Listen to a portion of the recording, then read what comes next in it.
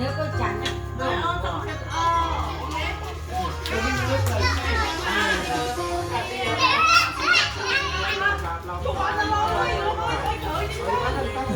đưa con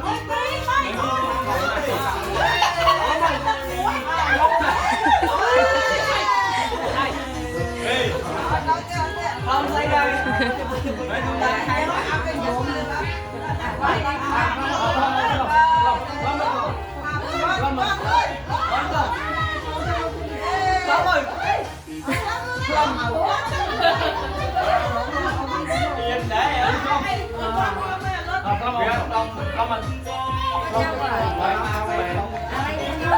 Hà lên đâu